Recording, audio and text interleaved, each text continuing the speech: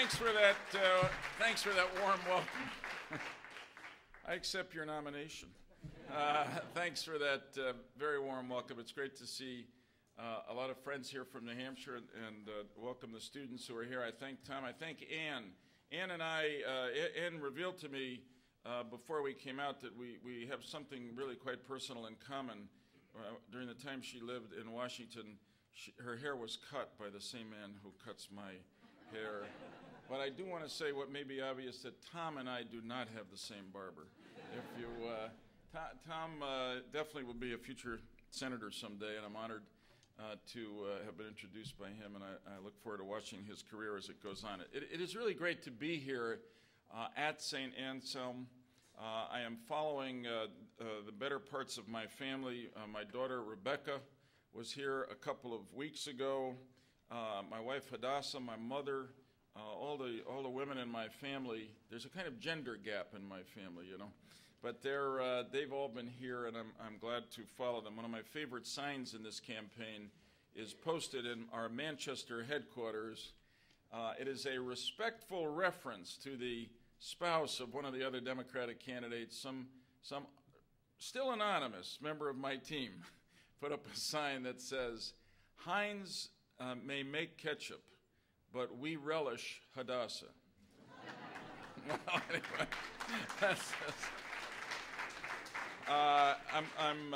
and of course I do too. So I relish the opportunity to be here. This is actually an important day in the campaign. This is the first day. You know, remember the old expression, this is the first day of the rest of our lives. This is the first day of the rest of the campaign for me, and it's an important day in this sense. It's the first day that I've been in New Hampshire since we made the decision last week not to compete in Iowa. This presidential campaign is going to start in full force for me here in New Hampshire. We're going to participate very vigorously here. This is, after all, the first in the nation primary. I'm an independent-minded Democrat. I always find that the voters here are independent-minded. I believe that the primary here is still totally undecided. The folks here have a characteristically wonderful way of taking this seriously, because it is serious, and you have a serious role to play here in New Hampshire in the selection of major party candidates in the presidential primaries. So we're going to be quite vigorous here. We're going to commit a lot of time, my family's time, a lot of resources, and we look forward with confidence to primary day, which by total coincidence, although perhaps the Benedictines here at St. Anselm planned this, the primary day is 3 months from today. So there's something magical about that, Ray. I can't quite make the point, but I know you'll appreciate it. I want to talk to you about what's on the line in this campaign, because the last 3 years have really bruised and battered a lot of Americans' dreams for prosperity and security, especially our middle class. Millions of people have lost their jobs. Healthcare costs went up 14% this year. The cost of college at public universities has also, by coincidence, gone up 14% in the last year. And median family income, which is one gauge of middle class income, has gone down 2 years in a row. It's a tough time for the American middle class, and it didn't have to be this way. During the 2000 campaign, which I remember with some personal intensity, some people, actually many people, believe I was elected Vice President of the United States in that campaign. But anyway, thank you. We have a few believers here. But the fact is that I remember that campaign. I remember how George Bush would go around enacting his inauguration. It was a sign of some overconfidence, we thought at the time. He would say that when I take the oath, I'm going to swear to uphold the honor and integrity of the office to which I'm elected, and then he'd put his hand in the air, so help me God. Well, it's almost 3 years later, and I'm afraid that we can say that George W. Bush has not kept that pledge. So if I might add my own comments, so help us God. These have been 3 tough years, and this administration and its path have been littered with broken promises, with brazen deceptions of the American people, not trusting us enough to level with us, and with too much influence, much too much influence held by special interests and by ideological extremists. I know those are serious charges, but my friends, I wouldn't make them if I didn't believe that the evidence made it clear that the charges were accurate. The Bush administration people promised us continued prosperity, but what do we get? More poverty and more unemployment, more loss of manufacturing jobs than we've had in any 3-year period in our history. They promised us fiscal responsibility, and what did we get? Well, the largest deficits in American history. They've ransacked our treasury. They promised us, in the words that George W. Bush used, a new era of responsibility, but then they put the special interest in charge of the special interest, the foxes, if you will allow me to put it this way, to guard the foxes. What do I mean? They chose a lawyer who represented the major accounting firms to run the Securities and Exchange Commission during the Enron accounting scandal. I mean, I could go on and on with these examples. The one that is the most outrageous is they have appointed a mining industry lobbyist to oversee America's precious public lands. That's not right. That's not what the American people deserve. The President promised to increase the Pell Grant to $5,100 during the campaign because everyone knows that its value has eroded as college costs have gone up. But what did he do? Last year, he resisted efforts to increase it even to $4,000, and now he's calling for a freeze. And what will that mean? A lot of deserving young people are not going to be able to go to college. What a waste of talent. He said increase AmeriCorps, and then he cut it. He said leave no child behind, and then he left millions of our children behind. He proposed something he called a Clear Skies Initiative, but then you look at the details, and what it actually did is increase the amount of air pollution over what current law allows. And what does that mean? More kids are going to get asthma, more older people are going to have lung troubles and die prematurely. He landed on that aircraft carrier and he bragged mission accomplished, but it wasn't. He said he had a plan to secure the peace in Iraq, but he didn't. He said that Iraq was buying uranium from Niger to build a nuclear weapon, but it wasn't. The fact is that this administration, by its deception and disarray, has abandoned the American middle class and discredited the just cause of fighting terrorism and tyranny around the world. But you know what? I see and hear change occurring in America. The people are catching on because the reality of the people's lives are catching up with the rhetoric of the Bush administration. The economy is a mess, healthcare is a mess, Iraq is a mess. My friends, we need a fresh start. If I have the honor to recite that oath of office, I'm going to take it as my obligation, my responsibility to lead with integrity. And what does that mean? To keep the promises I make, to trust the American people enough to level with them, to bring America together around our shared values and dreams, not to divide us, to take America forward, to honor the trust that the people will have put in me. That is my pledge to you tonight. So help me God.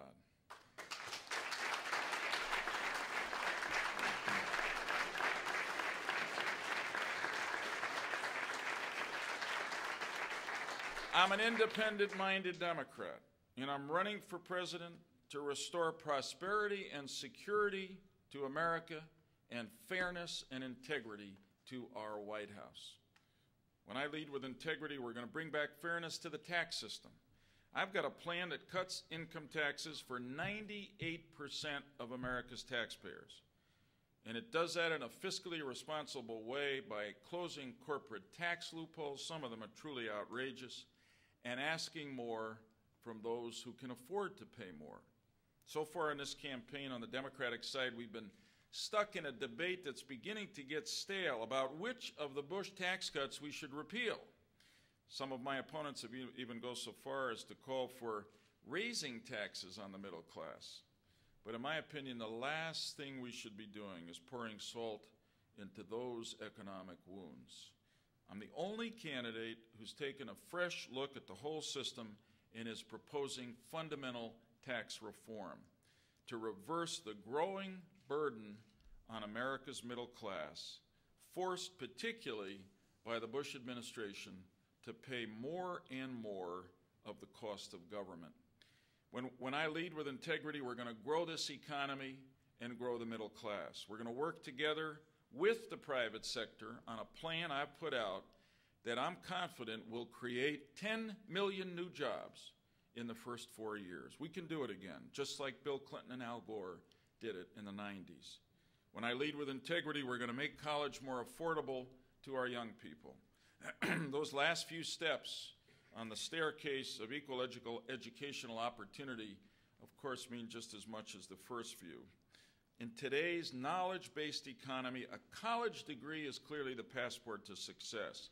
So I am going to increase the Pell Grant so it really helps people pay the spiraling cost of college education. We're going to build on something I call the Tech Talent Bill, which I worked on with members of both parties in Congress to encourage our schools to train more scientists and engineers so we can compete and create new jobs. And I'm going to lead us to reach an ambitious goal that 90% of the students who graduate from high school ought to go on to a post-secondary education in college or vocational school or the military. And then 90% of them, it will be our goal, should graduate from college. When I lead with integrity, we're going to make the prescription drug benefit program part of Medicare and bring affordable health care within the reach of every American, beginning with each of the 9 million children in America who are without health insurance today. I want to tell you something that speaks to the lack of compassionate conservatism in this administration.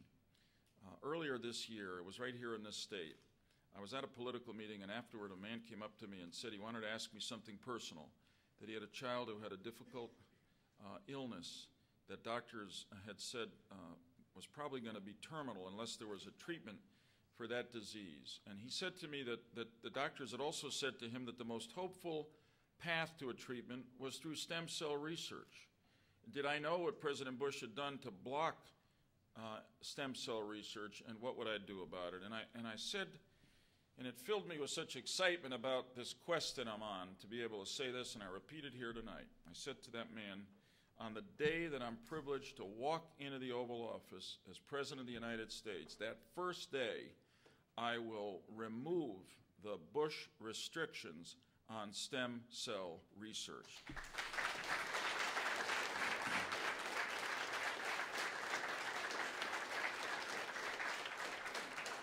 And when I lead with integrity, we're going to continue the great march toward equal rights and equal opportunity. This started on July 4th, 1776, when they signed the Declaration of Independence.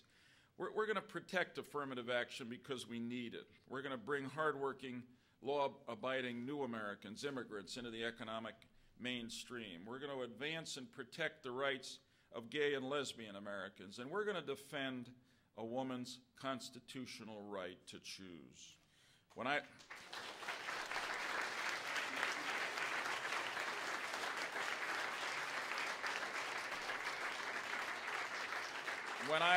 lead with integrity, we're not going to stack the courts with nominees that are on an ideological mission. We're going to appoint to the courts the kinds of people the framers of our Constitution intended, fair-minded, independent people who will aspire to keep this a system of justice and laws and rights and freedoms. When I lead with integrity, we're going to achieve real energy independence, not stay captive to big oil. We're going to protect our environment and finally get serious about global warming. Later this week, John McCain and I are going to introduce on the floor of the Senate and bring to a vote the most comprehensive anti-global warming program ever put before the Congress of the United States. That will create not only cleaner air and more responsible citizenship in the world by our country, but new jobs in industries that are new and ones that we have yet to even imagine.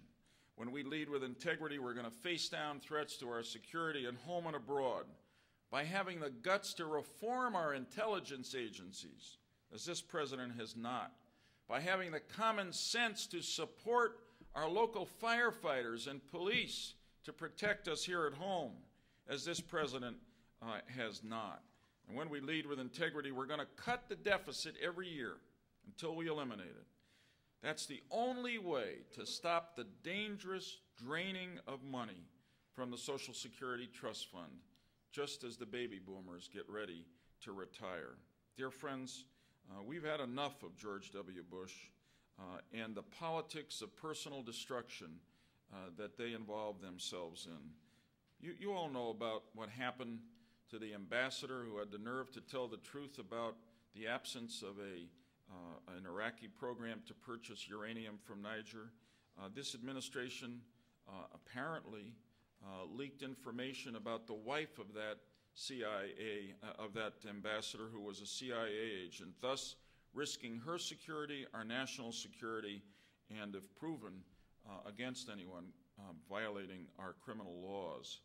In this administration, they create that kind of attitude that anything goes to serve political interests or fight political foes. That is the kind of behavior that they started against John McCain in South Carolina in 2000, that they continued against Max Cleland in 2002, and that we must stop in 2004.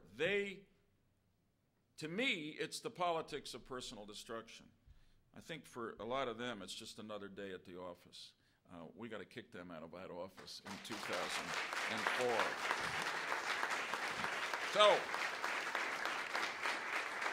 that's why I say to you that integrity is on the ballot in November of 2004.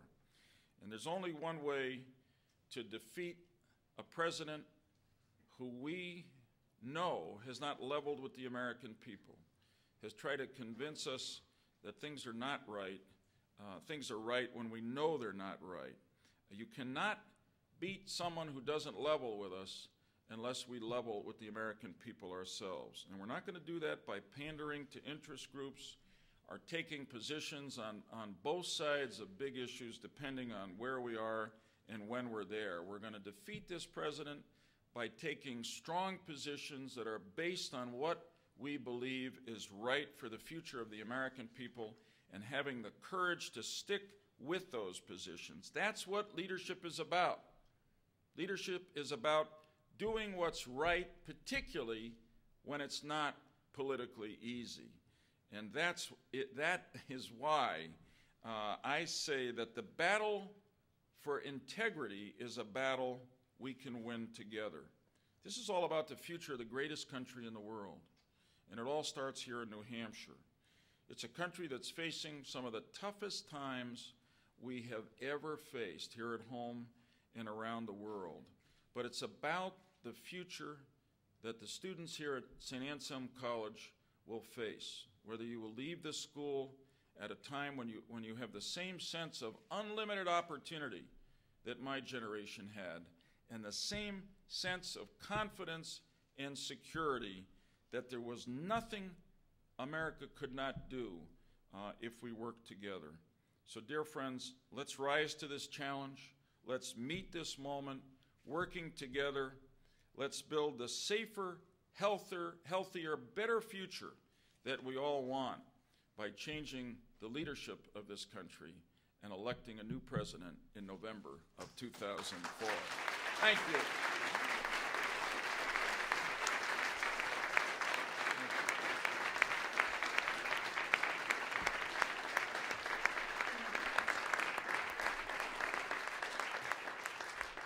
Well, I got myself warmed up there. Okay, let's have questions.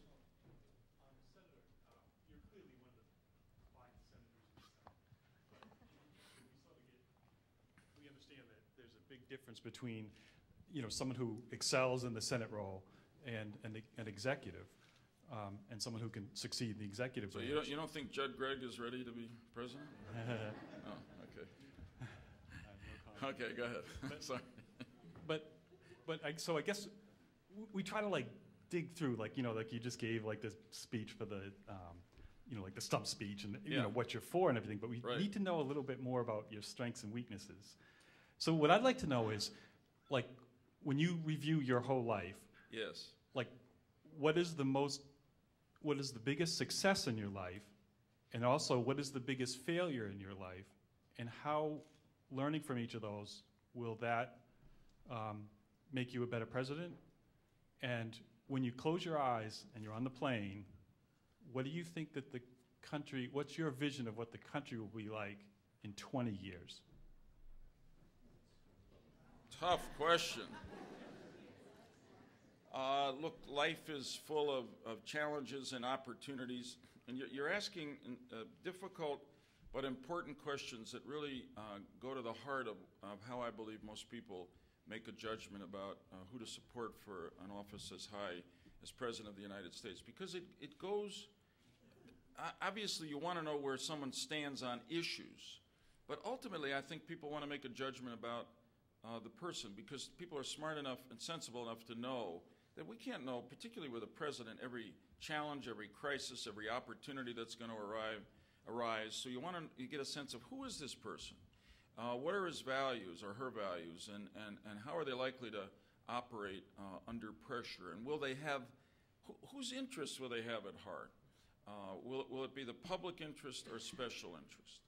So let me see how I can do this without giving another speech.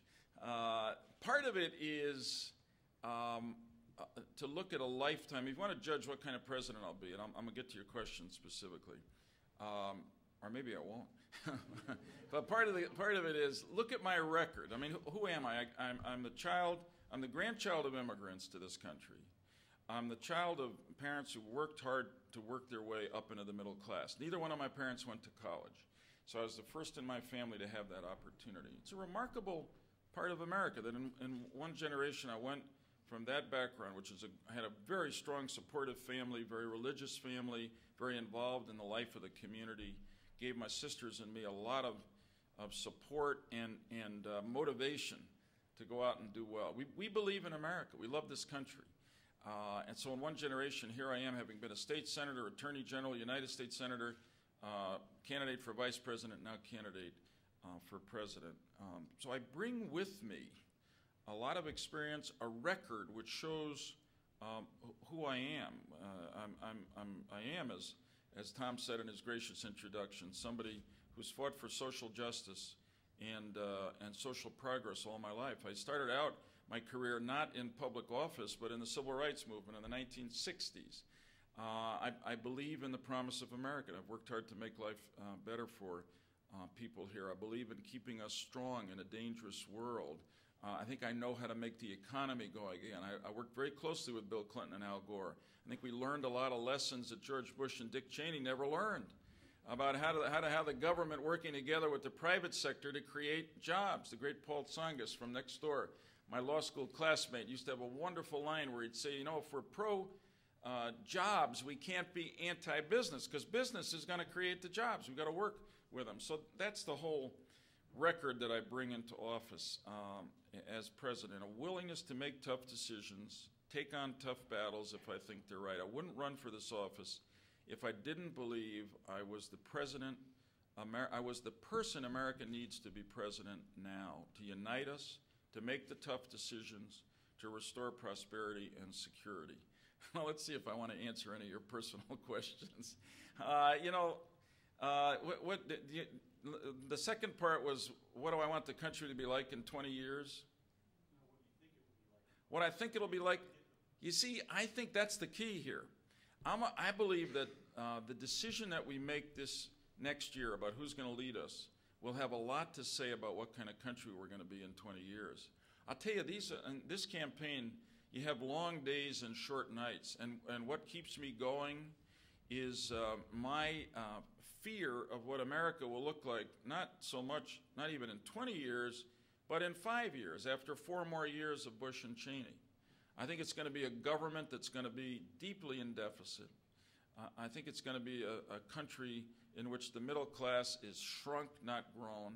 I think it's going to be a country in which civil rights and civil liberties are not honored, where the judiciary is controlled by an ideological wing of America, where the environment is plundered, where our healthcare system and education system has not been improved. And government, while it can't do it all, with the right leadership and the right priorities and the right values, can change all of that. So that's why I'm running.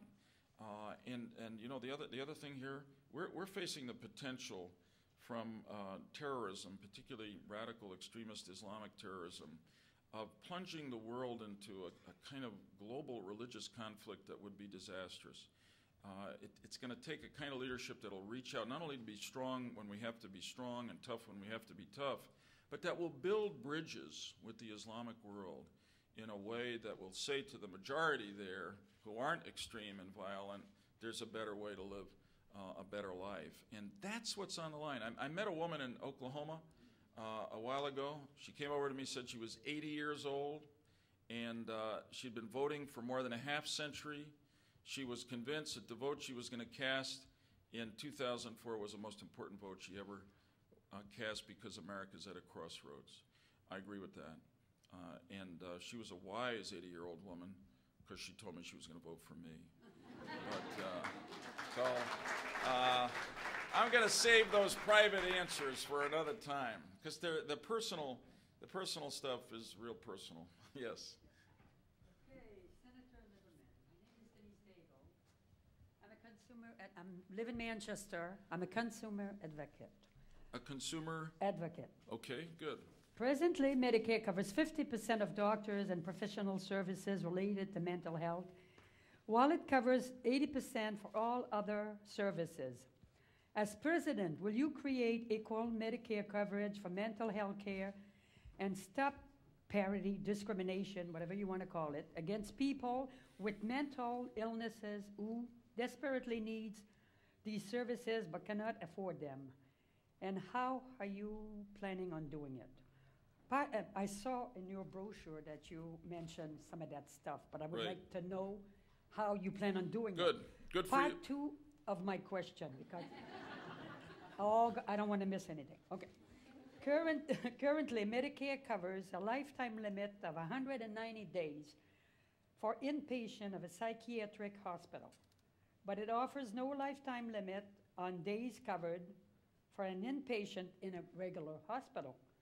As president, will you create equal Medicare coverage for mental health care and stop discrimination against people with mental illnesses who forego cares when they reach their 190 days limit? And how do you plan on doing it? Last one, but not the least important.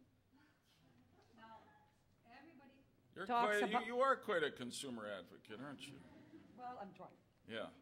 How do you plan? Everybody talks about getting medical care for children. That's wonderful. I'm all for it. What about for the rest of us?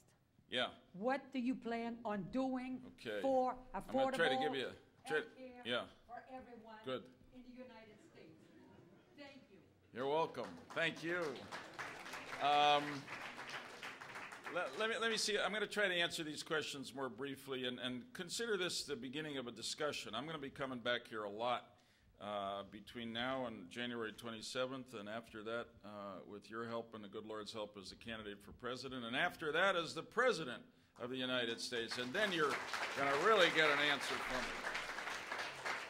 me. Look, I accept the goal of parity, and my health insurance plan, which I'll get to in a minute, treats mental illness the same as any other kind of illness, equal parity. I've supported this I'm not just saying this, I've supported this in votes on the Senate floor, and I accept the goal of parity under Medicare. I got to be real direct about this. We've got to do this in a way that doesn't jeopardize the financial, stability of Medicare, because we've been squeezing Medicare lately since 1997, and a lot of the seniors complained to me, including my own mom, that was about to be 89, that some of the basic services that they've received are cut. So I accept the goal. We got to get there step by step. Secondly, health insurance. I'm really proud. This is a crisis. I mean, here's another case. What's the Bush record? Nothing. There's not one person who was uninsured when George Bush got elected that's insured today. Excuse me. One more person. Maybe there's an occasional individual. The fact is that there's actually more than 2 million additional uninsured Americans since Bush became president. No plan to deal with it. I've made a proposal, let me see if I can describe it quickly, that basically would set up national health insurance pools, like the pools that members of Congress and federal employees get their health insurance from. The pools are big enough that we would put a limit on the profit that insurance companies could make from them. 2% is what we're thinking about now. We would subsidize the cost of the premium. First off, the premiums would be lower than you'd find out in the market because you got such a big pool, you got a limit on profits. We would subsidize children up to 150% of poverty and people generally up to 185%. That comes to 25 or 30,000 annually. Let me talk to you about, and we do this step by step according to priorities. I would start with the children. There are 9 million children in America who don't have health insurance. That's an outrage. And I borrowed an idea from the American Academy of Pediatrics. Great idea. Somebody catching up with us? Or is that rain? It's George Bush. Oh, don't worry, he'll be outside in the rain. Sorry. Yeah. All right. And here's the program. We're calling it MediKids. And we're going to create a new right in America that any child born in America leaves the hospital with at least 2 things. One is the birth certificate, and the second is membership in MediKids. If you're a working poor, we're going to subsidize totally what the cost of that is, up to the 150%. Over that, it'll slide down. That is, the subsidy will slide down. If you're in a good plan at your place of employment, then you can keep your child in there, but if you want to move them into MediKids, you could do that as well. We're going to cover other people who are self-employed, people who are recently unemployed, people who work at small businesses. I think this is going to be a boon to small businesses that are just having their backs broken trying to insure their employees. They can now buy into these big national health insurance pools. And it's going to give seniors who retire early before they're eligible for Medicare, they have a real hard time getting insurance at any reasonable cost. You know that for a fact. They're going to be able to buy into this pool. So I can tell you, you can find all the details on my website, which I should mention at least once tonight, www.joe2004.com. You got that, Frank and Joe, don't you? They're on there every day. You got it down, I know. So I always have a good time when you guys are here. Anyway, the fact is, just bottom line it this way. There's a professor at Emory University in Atlanta, Georgia, and he specializes in evaluating the health insurance proposals of presidential candidates. Anyway, and I don't know him, he's not my relative, he's not my friend. Anyway, put out a report which you can find on our website that says that of all the plans presented, mine would cover more people currently uninsured at the lowest per person cost. So I'm proud of that, and it's a practical plan that we can put into effect. Yes, sir. Students. Oh, call on the students. You know, it's a good thing you're here, Bob. Okay, we'll go back there, and then you look like a student too. Okay, and then we'll come over here. Thank you, Senator, for coming today. Thanks, Bob. My question is, at the previous debate in Arizona, you were asked a question by a union member who was concerned about workers' standards at home and abroad. And you said that as president, you would work to better standards here in America and then abroad as well. However, you did vote for NAFTA and the China Act. Can you clarify your stance on the issue for me? Yeah.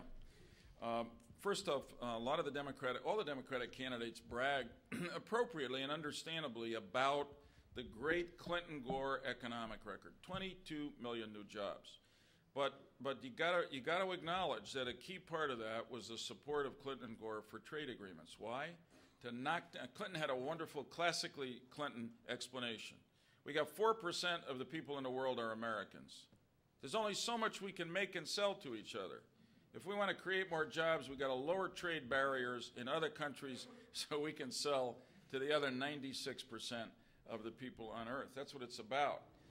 Now, the fact is that we've lost about 3,000 manufacturing jobs, 3 million manufacturing jobs in this country in the last 3 years. We're bleeding manufacturing jobs.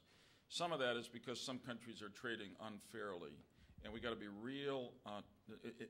You're not going to solve that problem by going back to protectionism and trying to put a wall around America. Walls don't create any jobs. But you can't leave American workers and manufacturers defenseless either. So we got to get tough in enforcing trade laws against countries like China, and I've had a whole series of recommendations to do that. And then we have to have a pro-manufacturing policy here. Sure, we've got to ask the countries we trade with raise up their labor standards and their environmental standards. But if we demand, as one of the other candidates said, that they have exactly the standards we have, we break trade agreements with most of the world. And millions of people whose jobs in America depend on those agreements. Almost 1 out of 5 jobs in our country is dependent on trade. This is going to happen over a period of years. And during those years, we've got to work hard to create a pro-manufacturing policy by our government. I'll just tell you one final quick anecdote. And I have a whole proposal for this. Tax credits to keep jobs here, investments in innovation, job training, tax incentives to businesses to innovate and to grow. I visited a manufacturer in Illinois, and the guy said to me, and he actually told me he was a Republican, but he said, I got to tell you the truth. When I go out with my products to sell in the world market, I feel like it's me and my workers against the foreign company, the foreign workers, and the foreign government. Where's my government? He says to me. And he's right. The Bush administration sits back and, like in everything else, and says, let the market take care of it. But the market doesn't take care of everything. So we need to have a government, and this is what I intend to lead, that stands behind American manufacturers as they compete in the world market. Let me go to there was another young man. Yes. Thank you for taking my question, Senator. Yes, sir. You criticized the president for leaving us a mess in Iraq. Yeah. I'd like to know if you have a specific exit strategy for Iraq. Well, we're in a mess. You may know that I supported the war against Saddam. I felt, as you look back, that the president exaggerated, misled, and some of the things he said to convince the country about the wisdom of going to war. I must say I didn't rely on what he said myself. I decided long before that Saddam was a ticking time bomb. But I'm really angry that he did that, because I think he betrayed and besmirched a just cause by what he did, had no plan for what to do after the war. Nothing that we've seen. Didn't listen to the American military when they told him we needed more people there to protect the ones that are already there to keep the peace. Didn't reach out to the other countries of the world and say, okay, you didn't support us in the war, but stopping terrorists and Saddam loyalists in Iraq is as much in the interest of France and Germany and Russia and the Arab world as it is of the United States of America, in some ways even more. But they were so alienated by his foreign policy that they wouldn't come along. He's still being stubborn. At the United Nations, there was a resolution passed a couple of weeks ago. It was a piece of paper. There was no money, no troops to follow up on it. Why? Because the administration continues to insist on controlling Iraq today. I didn't support the war to control Iraq. I supported the war to get rid of Saddam Hussein and let the Iraqis control Iraq. So what would I do? I'd have the Iraqis come into governing their own country as quickly as possible. I'd negotiate a lot more openly than the Bush crowd has with the United Nations to get them in there, to send troops in, to join our troops in keeping the peace, to protect our troops. I'd reach out and create the incentives for more countries to contribute more money to the rebuilding of Iraq and not worry about sharing control of post-Saddam Iraq. The exit strategy, you can't set a date. It has to be mission-based, and the mission goal here is for the Iraqis to have an election, constitute a government in which they can govern themselves. We'll still probably have to keep an international peacekeeping force there for a while. But we can't turn away from this now. I know it's, some of the other candidates are saying we should pull the troops out. Maybe that's popular, but you know what would happen if we did that? There'd be chaos. Saddam and his people would come back. The terrorists would claim a great victory. The Middle East would be destabilized, and the terrorists would be emboldened to carry on the religious war that they're carrying on against us and every other civilized nation, and against a lot of Muslims who don't agree with their particular point of view. If we pull together with the right kind of leadership, we can stop them here. We can build an independent, free, modern country of Iraq in the Middle East, which can transform the Middle East, and by defeating the terrorists there, create a lot more security for your generation and even your kids' generation than otherwise will be the case. This is a tough challenge, but we're up to it with the right kind of leadership. Yes, I said I'd come over here. I'm sorry, can I just ask everyone to please hold your questions until one of us gets to you with a microphone? Thank you. My name is Cole Trainer. I'm a junior politics major. Cole. I was wondering which one judge on the Supreme Court best embodies the kind of judge you'd like to appoint? Which justice or which decision? Which justice? Ah, that's very interesting. Well, you're going to think I'm doing this politically, but I happen to know David Souter from his time in the Attorney General's office, and he's I used to be the Attorney General, so we had contact with one another. I see him every now and then. He's a very honorable, independent-minded man who understands the Constitution and understands what defines America. He's not an ideologue.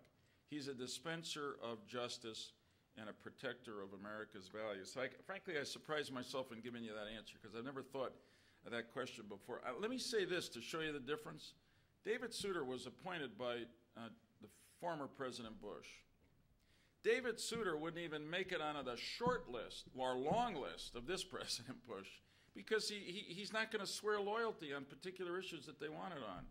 He's just an open-minded, independent, good judge. So that's thanks for giving me the opportunity to endorse a son of New Hampshire as my ideal Supreme Court justice.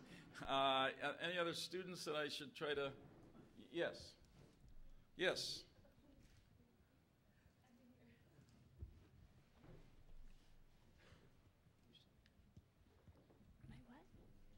Hi. Okay. Hi, my name is Natalie White, and I'm a freshman here at St. Anselm. Yes, Natalie. And I'm a Spanish major as well. About the most I can say is mucho gusto. Oh, that's great.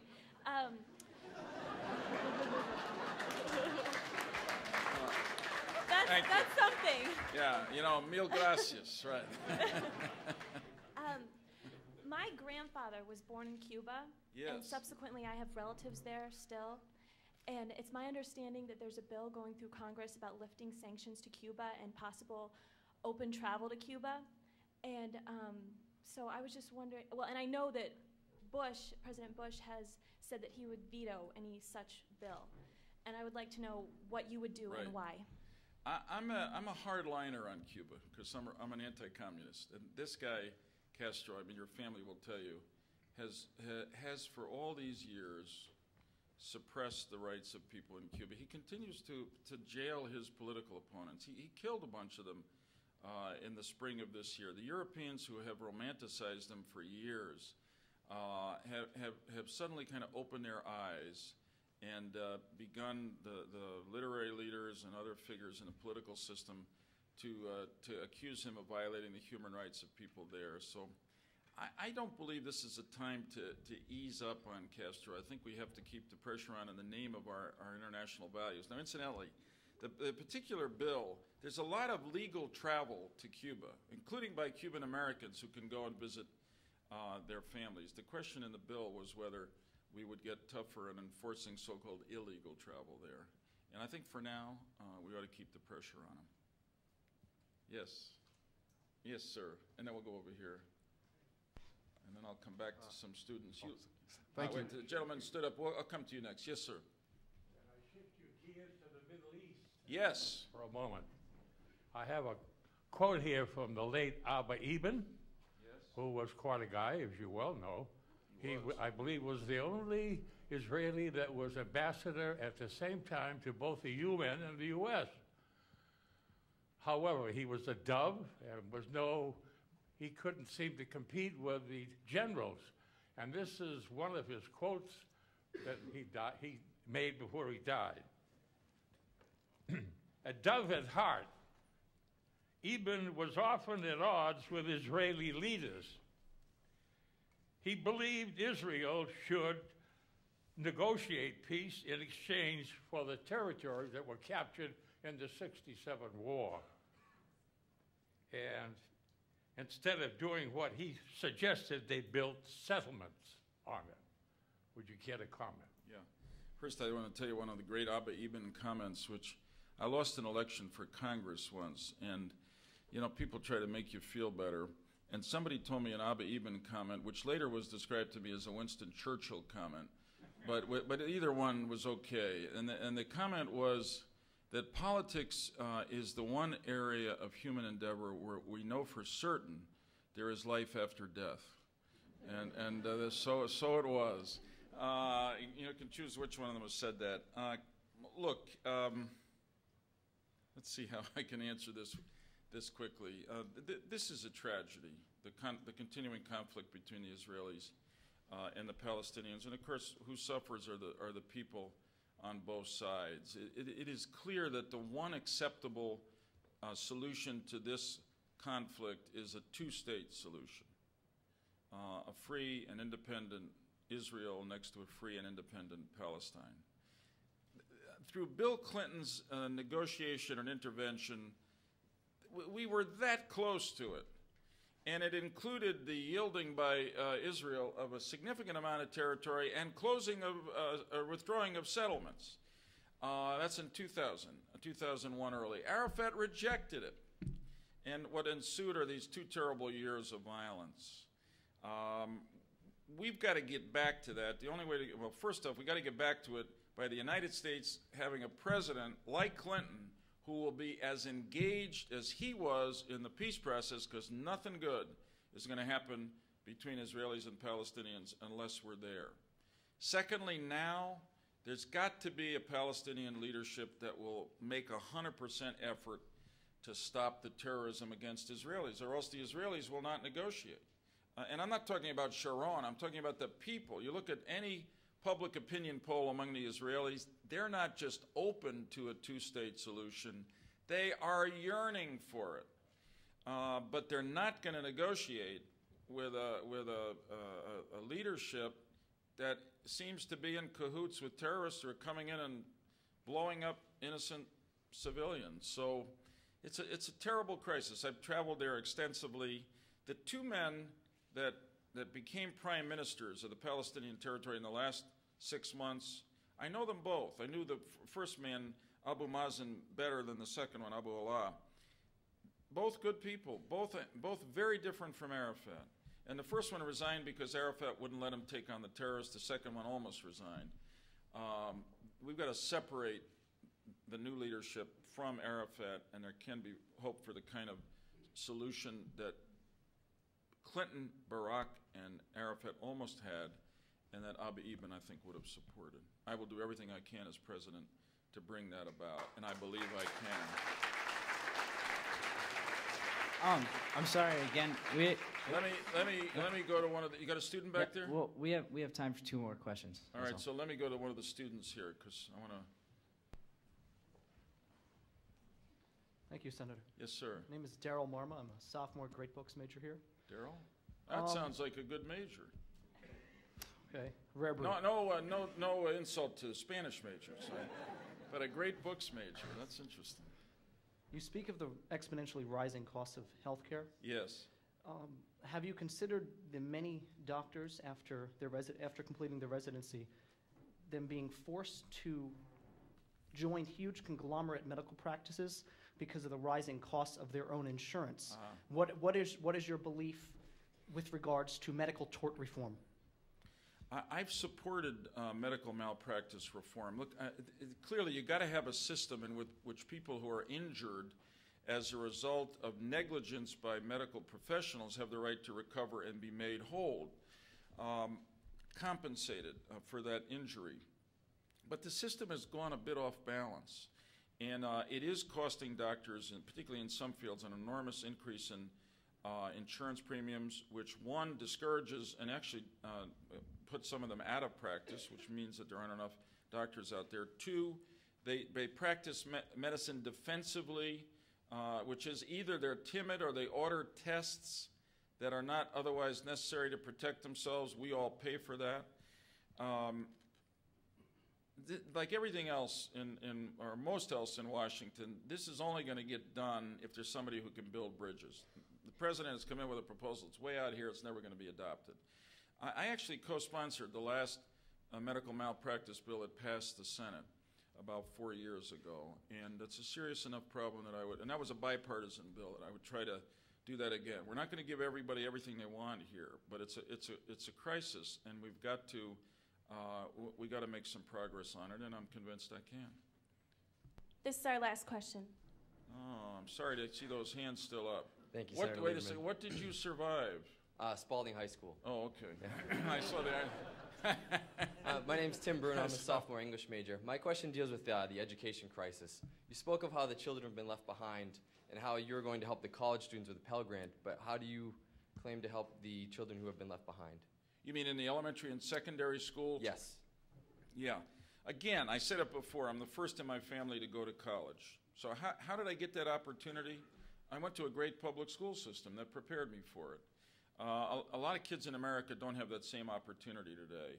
And we actually worked, Teddy Kennedy and I and others worked very hard on a proposal that George Bush then sort of embraced and called the No Child Left Behind Act, which had a good purpose to it, to set some standards in education so that we wouldn't just pass kids along 1 year at the end of a year because they were a year older, but you'd actually have to show by some means that they had learned enough to go on, and then funded that program. But a month after he signed it, in a big ceremony with Teddy right there, President Bush submitted his budget, and he left $6 billion behind that was promised in the No Child Left Behind Act. So now you've got local educators, high demands on them, and no funds to carry it out. So I would work to fix parts of the bill that haven't worked out as well as we thought, and fund it. And then fund special education, too. We set a standard for local special education that, you're going to, go ahead and clap, because this is, yeah. I mean, Bush said he was going to be against unfunded mandates. Then he's added the No Child Left Behind unfunded mandate and hasn't done anything to close the gap on special education.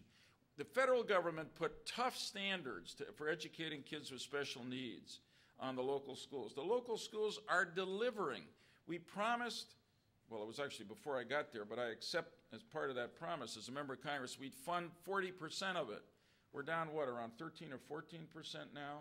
It's the best single thing we could do, not only for local education, but for local property taxpayers who are otherwise paying the cost of what's right, and we mandated, but we never paid for. So, I said when I declared my candidacy that I had been blessed to live the American dream, which Lord knows I have, and that I worried that under George Bush the American dream was slipping away from too many Americans, and I was running to keep the American dream alive for the next generation of Americans. And there's no better way to do that than to make our public schools, every one of them, world class. And that's going to be a priority of my presidency. Dear friends, I thank you. I'm sorry that I didn't get to answer everybody's question, but consider this the beginning of a conversation that will go on. I want to come back and just say to you how much I appreciate the turnout, the interest here in New Hampshire, and to say to you what I think you in New Hampshire know, because you do take this presidential primary seriously. This is a serious moment in our history when the choice you make can have a big effect on our future, which is what this is all about.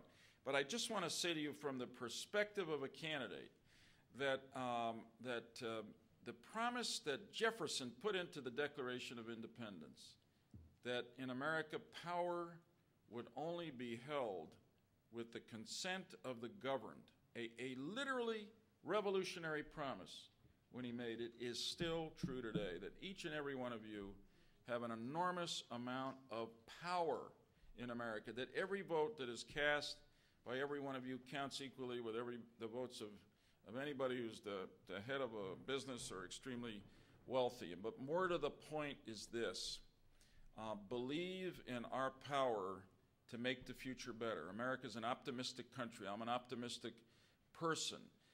But believe that if we don't like the way in which George Bush is leading America, we can change it. We, the people, one by one, can get together and make America's future a lot safer and better than it would otherwise be. That is what sustains me on this journey I'm on and on this mission that I have accepted. And I ask each and every one of you who are here tonight to join me on it as well. Thank you very, very much.